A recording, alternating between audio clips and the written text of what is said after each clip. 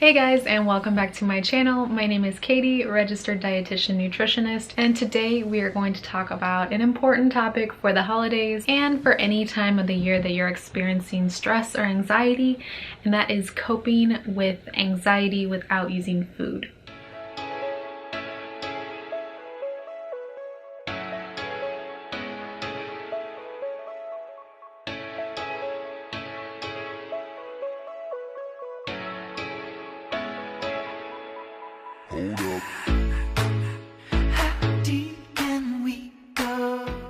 So I have my little cup of tea with me, and we're just gonna chit chat about some coping mechanisms to helping soothe your mood and soothe your anxiety without using food as that comfort mechanism that we so often use. You don't necessarily have to have a terrible relationship with food or a food addiction or anything like that to have anxiety and food correlate with each other. It's kind of a normal coping mechanism that we all tend to use. I mean, you know, the classic digging into a pint of ice cream when you're depressed or sad, when we're bored, or when we're worried about, hearing back from a job, or when our next test is going to be. We tend to really seek that comfort in food when we can really look deep within us and figure out what's actually at the root of the problem instead. So today, that is exactly what we're going to talk about. We're going to talk about strategies to distract yourself and also how to look deeply within on what the actual issue might be. So let's get straight into the video. So the first tip is to occupy your mind. When we're anxious or stressed, I don't know about you, but I always have things just racing through my mind. I cannot get my mind off of what I'm worried about, and it's just go, go, go, go, go.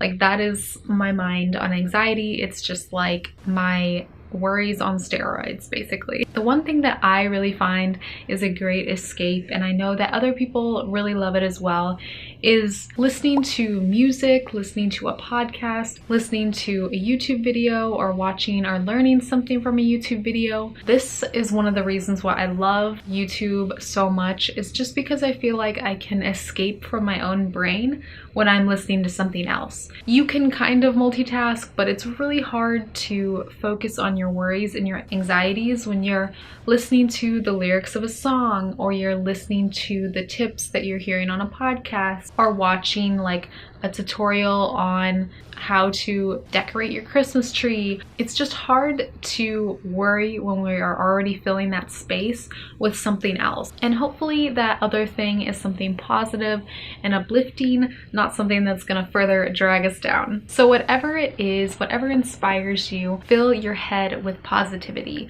I love the Evan Carmichael motivational videos. Kayla Nicholson is someone I really look up to on YouTube, and also Tone It Up. Anytime that I feel like I'm in a rut, I like to listen to any of their videos and watch them on YouTube, or I'll listen to my favorite podcasts on nutrition and just learn something new, or listen to some uplifting songs. I'm not a huge fan of like sad songs. Of course, there's a time and place for all types of music. I love music, but typically I really like the upbeat songs. That's something that I can work out to, something that I can feel good to and dance to. That is the type of music that I like to listen to when I'm feeling a little bit down. Tip number 2 is to practice guided yoga or meditation. I really like the Buddhify app. They have tons of great guided meditations, and the reason that I say it should be a guided meditation versus just looking in a book and looking at either a yoga routine or a meditation. It's so hard for me, at least, to concentrate on something when I'm the one that's in charge. And so when you have like a guided meditation, the taking charge is out of your hands and you're just listening. You're sitting back, relaxing, and listening. And that's what I really love about it. So you don't have to fight your own thoughts. You don't have to do anything. Just sit back and put your headphones in, or just watch the YouTube video and get that yoga and those stretches done, and you'll feel amazing. Tip number 3 is to fill your head with a mantra. I can leave a link below if you're interested in different food related mantras or mindful eating related mantras, but it can be something along the lines of I use food as fuel, or something like I am in charge of mindfully fueling my body. Those are just 2 that pop into my head, but you can really come up with anything positive that makes you feel connected to your relationship with food and your mindfulness with food. You know, it can kind of take some time to find a mantra that doesn't sound kind of weird or silly to you.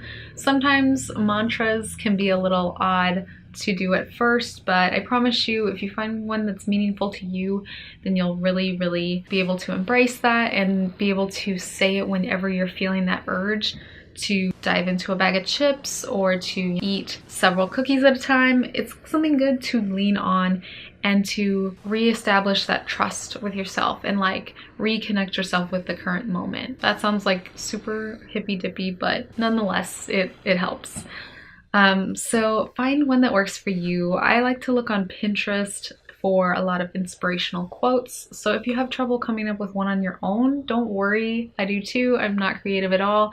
So I just look them up online, and Pinterest is the best one because they have like cute little pictures and cute little images that go along with the quotes too. So look online. I think Susan Albers and the intuitive eating ladies, Tribble and Resh, they both have great mindful eating mantras, so I will leave them below. I definitely encourage reading something like Eating Mindfully by Susan Albers or Intuitive Eating by Tribble and Resh, because they are the queens of intuitive eating and really establishing that positive relationship with food. If you want me to do a review on any of those books, I can definitely do that in the future. Tip number 4 is to journal your thoughts and feelings. Have you ever kind of been in a funk and not really known why, or you were craving chocolate or ice cream or chips and you really felt like that wasn't the true thing that you wanted? It wasn't the real issue. You weren't actually hungry, you were just craving something else.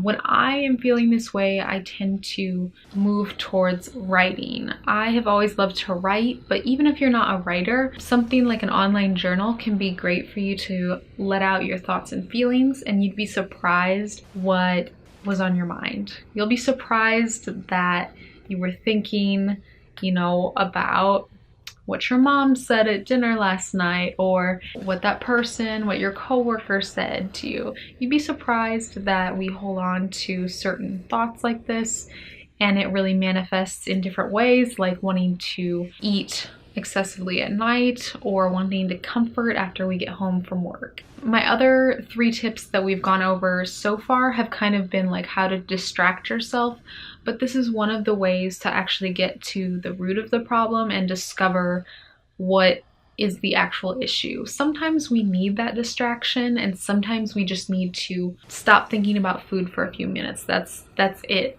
That's the problem that we're facing. But sometimes we have a bigger issue at hand, and we just need to recognize it and evaluate it and figure out what we actually need in our lives. A bonus tip, or tip number 5 if you want to call it, is if you do end up indulging, that's okay. Do so mindfully, especially since like right now, for example, it is the holidays and we are bound to indulge. Let's not kid ourselves. We are going to have that holiday cookie. We are going to have holiday parties, alcohol, and we're all going to indulge in something, most likely. Why feel like we have to restrict ourselves? We don't. We just have to really make sure that every time we do indulge, we're actually being mindful, paying attention to our food, paying attention to our senses, and not getting distracted when we're eating or feeling super guilty when we're having that indulgence. Have it, enjoy it, and move on. Life moves on, I promise. And it's just, remember that, especially if it's just a party or a holiday event, it is one time of the year. It is not going to totally derail you if you're eating healthy a majority of the time anyway. I hope some of these thoughts and ideas were helpful for you. I know that we all have a huge tendency to use food as a way to comfort ourselves when we're facing anxiety, but I just wanted to share a couple of my favorite tips to dealing with that. So maybe in the future, if you're having this issue too, that they can help you. If you have any ideas or topics that you want me to talk about in the future, leave them in the comment section below. Give this video a thumbs up if you liked it, and don't forget to subscribe to my channel if you want more videos on mindful and intuitive eating, all things nutrition, and be sure to say hi to me in the comments below. I will see you guys later. Bye guys!